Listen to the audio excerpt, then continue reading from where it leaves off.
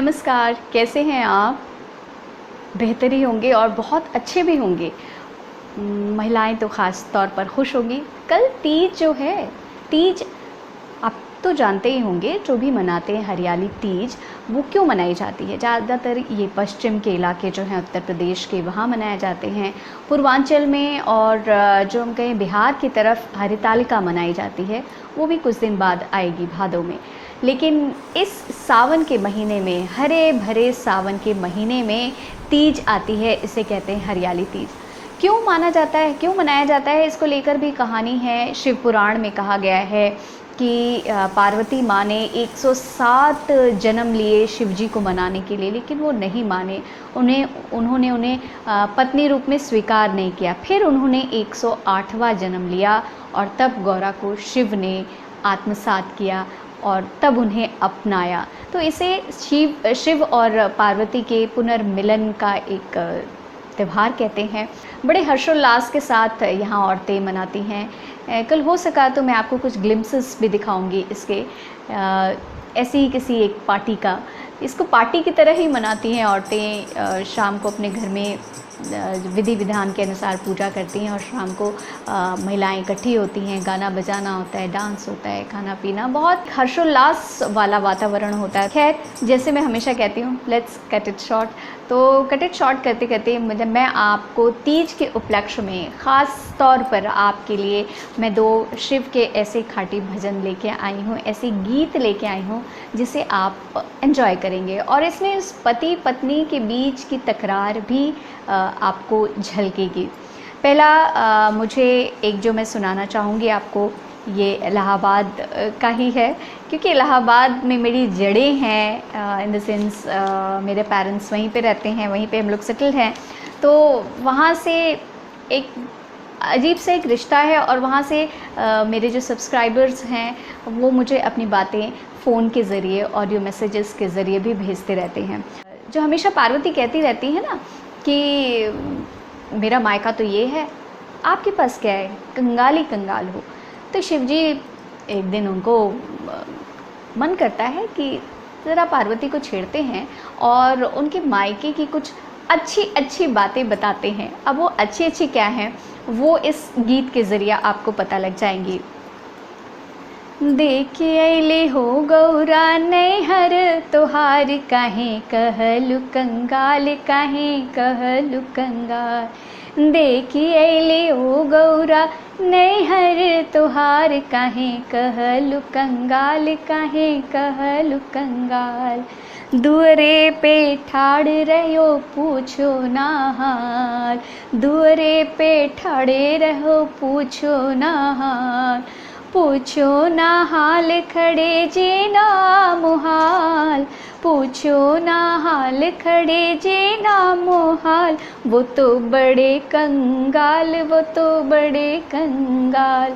मतलब द्वार पर पहुंच गए और हालचाल लेने वाला कोई था ही नहीं।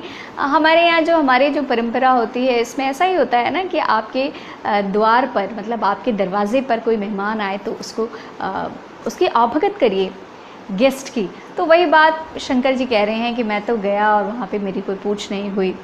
बैठन को दे दिया टूटहा खटोला, बैठन को दे दिया टूटहा खटोला। उस पर भी डाल दिया पैरा पुआल, उस पर भी डाल दिया पैरा पुआल। मुझे बैठा न जाए, हमें बैठा न जाए। पुआल मतलब आप जानते ही होंगे, पुआल वही जो धान निकलता है उसके बाद जो बच जाता है, जो उसकी उसका क्या कहते हैं, जो उसका बचा हुआ होता है, जिसको नीचे डाला जाता है। सर्दियों में बड़ी गर्मी देता है। और पहले ऐसे ही होता था, जब मेहमान आते थे तो रजाई और ये सब चीज़ नहीं होता था, एकदम नेचुरल सी वो रुई उसको कह सकते हैं, नेचुरल सा वो गर्माहट देने वाला एक साजो सामान होता है। तो ये होता है, ये शंकर और पार्वती जी का है। उसके बाद अब बात होती है कि भाई बुला लिया, जैसे तैसे बुलाया, बैठा लिया। उसके बाद अब खाने की बारी आए तो क्या दिया। उस समय गुड़ का बहुत चलन था। खाने को दई दई गुड़ की जलेबी, खाने को दई दई गुड़ की जलेबी। और वो कैसा, उसमें भी कड़ू तेल के झार, वो तो बड़े कंगाल, वो तो बड़े कंगाल। मतलब खाने को जलेबी भी दी और वो भी कड़ू के तेल वाली, कड़ू मतलब सरसों के तेल वाली। भाई कैसे कोई मायके की बुराई सुन ले। अब इसके आगे का जो पार्ट है वो मैं नहीं सुनाऊंगी, वो सुषमा जी की आवाज़ के ज़रिए आप तक पहुंचेगा। तो सुनिए और एंजॉय करिए। इतनी बचन सुनी गौरा रिसाई गई, इतना बचन सुन गौरा रिसाई गई। खींच लिया घूंघट फुलाए लिया गाल, तुम तो बड़े धनवान, तुम तो बड़े धन।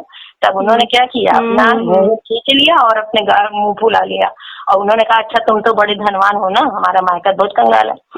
जब से मैं आई ब्याह के यहाँ पे, जब से मैं आई ब्याह के यहाँ पे, जहाँ देखा तहाँ राखिन के ढेर, तुम तो बड़े धनवान, तुम तो धनवान। जहाँ देखा तहाँ भांग धतूर, तुम तो बड़े धनवान, तुम तो बड़े। तब उन्होंने कहा कि जब से हम आए यहाँ पर तो चार तक राखी, क्योंकि वो लोग वो पीते थे ना चीलम वाला, तो राख उनके तो ऐसी गढ़ लोग थे और भांग धतूर खाते थे। तो जब से हम आए यहाँ पे तो भांगी धतूर तो चारों तरफ देखा। अब तुम तो बड़े धनवान हो हमारे यहाँ मायके के। अब मैं आपको सुनाऊंगी एक भोजपुरी, खाटी भोजपुरी सॉन्ग, भक्ति गीत, भक्ति रस और बहुत ही प्यारा सा, जिसे कहते हैं नॉटी सा सॉन्ग है। अभी आपने सुना शिव और गौरा की बात, इलाहाबाद से ये आवाज़ आई और अब ये आवाज़ एक गोरखपुर से आई है और ये है मेरी दीदी नीलम की आवाज़। मारेली गौरा, मारेली गौरा, शिव जी के ताना, नैहर चली जाइब ए भोले बाबा, नैहर चली जाइब। पूरी मिठाई शिव के मन ही न भावे, पूरी मिठाई शिव के मन ही न भावे, भंगिया के गोला से दिया घबराला, नैहरे चली जाइब ए भोले बाबा, नैहरे चली जाइब ए भोले बाबा। फिर आगे ऐसा ही है, गाड़ी महला दो महला शिव के मन ही न भावे, महला दो महला शिव के मन ही न भावे। बसहा से हमरो मन घबराला, नैहरे चली जाइब ए भोले बाबा। मतलब कालांतर से ही औरत का मायके जाना उसको लगता है कि उसके पति को ख़राब लगता है। तो ये सारी बातें इसी सावन में अच्छी लगती हैं। सावन में ही औरत को उसके मायके में बुलाए जाने की परंपरा है, किसी भी ब्याहता को, नवविवाहिता को। तो ये उसी परंपरा की ये झलक जो है ना हमें हमारे लोकगीत देते हैं। तो तीज की आपको ढेर सारी शुभकामनाएं, हरियाली तीज की। खूब हरे भरे रहिए, खूब समृद्धि का दामन थामे रहिए और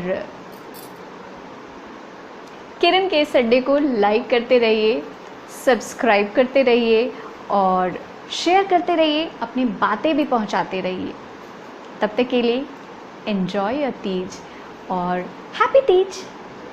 बाय बाय फॉर नाउ।